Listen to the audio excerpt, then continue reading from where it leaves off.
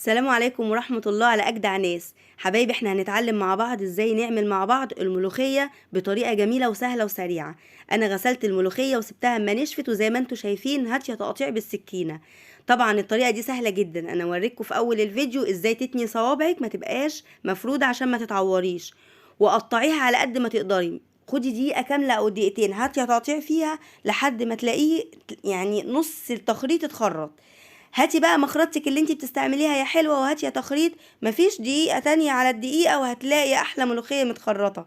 طبعا ولا تقوليلي خلاط ولا تقوليلي كبة، اللي بيطلع لنا الملوخية صيطة ورقدة.